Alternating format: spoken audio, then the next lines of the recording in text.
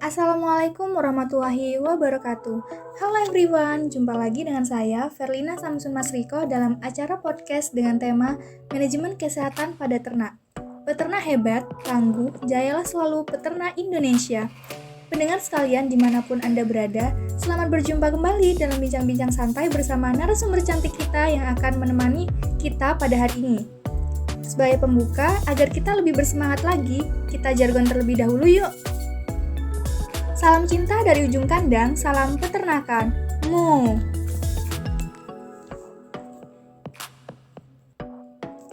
Langsung saja kita sapa narasumber cantik kita pada hari ini, yaitu Kak Saida. Halo Kak Saida, gimana nih kabarnya hari ini Kak? Hai Kak Verlina, Alhamdulillah baik. Gimana dengan Kak Verlina? Alhamdulillah, baik juga Kak. Nah langsung saja, Kak Saida ini merupakan mahasiswa Polbangtan Malang yang sedang menjalankan usaha PWMP domba potong. Bener kan Kak? Iya benar sekali. Nah dalam menjalankan usaha tersebut, ada beberapa hal mestinya yang harus diperhatikan. Salah satunya yaitu tentang manajemen kesehatan ternak, yang mana manajemen ini akan kita bahas bersama Kak Saida pada hari ini. Nah langsung aja nih, pendengar sekalian, kita langsung tanyakan aja ke Kak Saida yang udah pakarnya nih di bidang manajemen kesehatan. Yuk Kak, gimana dong? Jelasin dong tentang manajemen kesehatan itu gimana?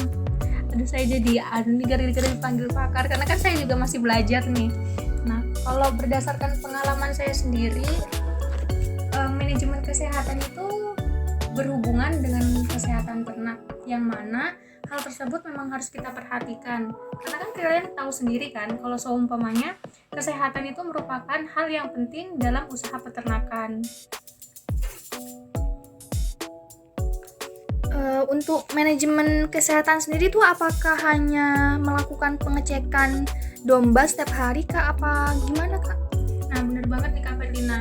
Jadi pengecekan domba setiap hari atau ternak setiap hari itu merupakan salah satu dari kegiatan manajemen kesehatan. Namun seperti yang kita tahu, kalau manajemen kesehatan itu sebenarnya nggak cuma meliputi hal itu aja Kak, tapi luas banget, mulai dari sanitasi, terus pemberian obat dan vaksin, kemudian biosecurity, dan itu banyak sekali dan harus diperhatikan.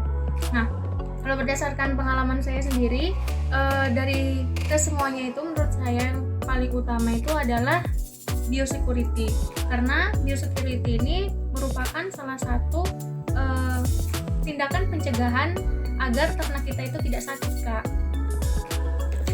Nah untuk beberapa hal tadi yang telah kakak sebutkan seperti biosecurity, sanitasi kandang dan lain-lain itu biasanya itu dilakukan setiap minggu atau ada jadwalnya tertentu atau bagaimana Kak?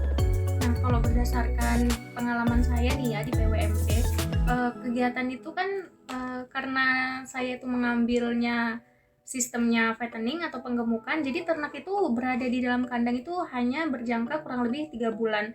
Jadi untuk pemberian vaksin dan obat-obatannya sendiri itu hanya dilakukan di awal saat domba itu masuk, dan selama kurang dari 3 bulan itu hal yang kita lakukan hanya berfokus pada perawatannya saja, misalnya seperti mencukur bulu, kemudian memandikan domba, kemudian memotong kukunya, karena untuk menjaga kebersihan dari ternak agar ternak kita itu tidak sakit Kak.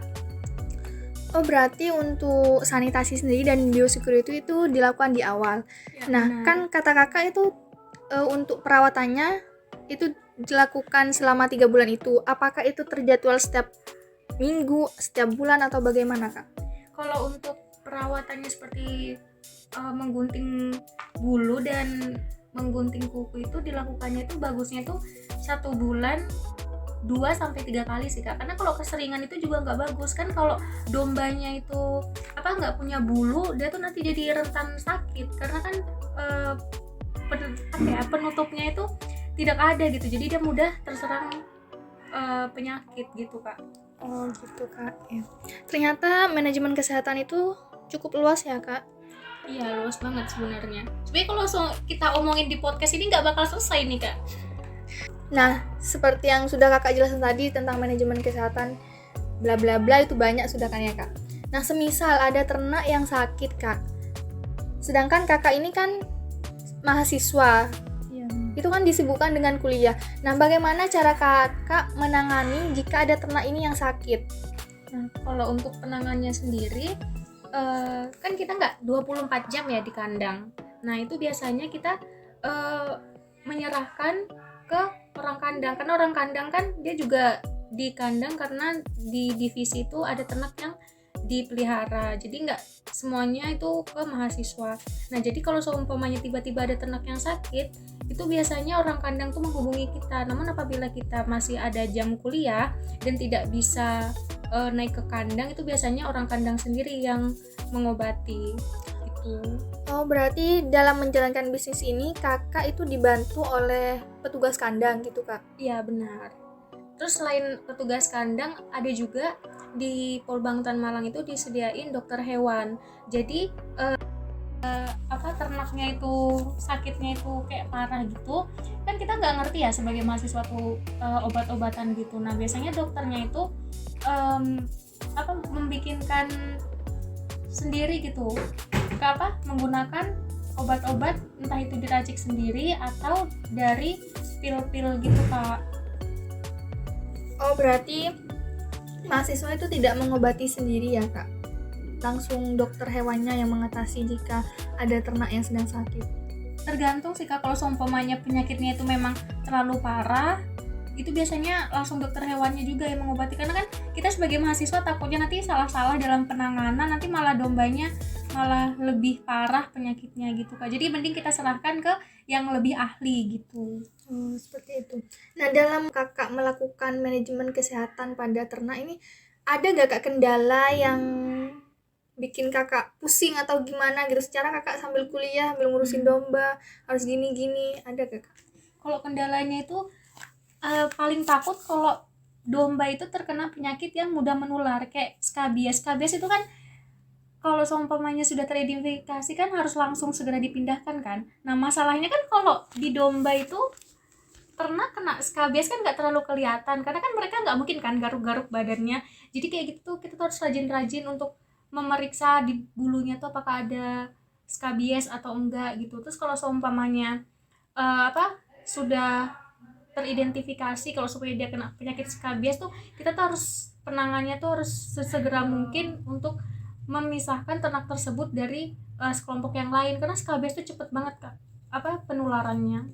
Berarti kakak ini harus selalu siap siaga meskipun perkuliahan yang padat, tapi juga harus gerak cepat dalam mengatasi apabila domba itu sedang terkena penyakit. Iya, Kak, karena kan kita diajarin juga kan kalau sampai kita melihara kayak gitu tuh anggap dia sebagai berarti kayak keluarga sendiri gitu. Jadi harus cepat tanggap gitu, harus ngerasain kayak kalau dia sakit kita juga sakit gitu, Kak. Keren sekali ya, seperti itu. Iya, Kak, karena PWMP ini kan juga bisa sebagai pengalaman kita juga kan untuk berwirausaha, apalagi di Polbangtan Malang ini mahasiswanya itu dididik untuk menjadi job creator dan job seeker. Enak ya Kak, sambil kuliah sambil bisnis juga, sambil belajar juga. Ya meskipun ada suka dukanya. Nah, gak terasa ya Kak, udah berapa menit kita ngobrol dari tadi tentang manajemen kesehatan. Ya nih Kak, sebenarnya masih pengen sih ngobrol-ngobrol lagi, tapi sepertinya waktu memisahkan kita. Mungkin di lain waktu kita bisa ngobrol-ngobrol asik lagi Kak tentang usaha yang sedang Kakak jalankan. Iya, dan semoga para pendengar yang di rumah atau dimanapun kalian berada, kalian bisa tertarik untuk memelihara domba atau berwirausaha ternak domba. Nah, untuk penutupnya nih Kak, biar secara kan generasi kita ini kayaknya ogah-ogahan gitu beternak domba, secara domba itu bau ini itu segala macem. Nah, untuk meningkatkan semangat mereka biar mereka itu gak jijik, gak kayak ogah gitu berwirausaha domba, itu gimana Kak, kasih motivasi buat mereka? Untuk generasi milenial ya, enggak sekarang generasi Z ya. Untuk generasi Z, jangan pernah takut untuk mencoba hal baru, apalagi hal itu akan menguntungkan karena hal tersebut tuh tanpa kita sadari mungkin hal itu tuh bisa menguntungkan di masa yang akan datang. Makanya jangan pernah takut untuk melakukan hal baru, karena apabila gagal itu adalah awal dari kesuksesan, dan selamat berproses. Nah, itu kan tambah semangat kan kalian? Pastinya nih kalian harus bersemangat. Kak Saida aja bisa, dia itu mahasiswa tapi semangatnya untuk tetap berwirausaha itu tinggi. Nah, untuk kalian semua para generasi Z, yuk tiru kakak cantik ini. Kak Ferlina bisa aja. Baiklah pendengar sekalian, gak terasa sudah beberapa menit kita ngobrol bareng Kak Saida. Terima kasih Kak sudah menyempatkan waktunya untuk berbincang-bincang dengan saya dan memberikan ilmu kepada pendengar semua. Semoga ilmu yang kakak berikan bermanfaat, dan sampai jumpa di podcast selanjutnya Kak. Ya, terima kasih Kak. See you guys. See you. Assalamualaikum warahmatullahi wabarakatuh. Waalaikumsalam warahmatullahi wabarakatuh.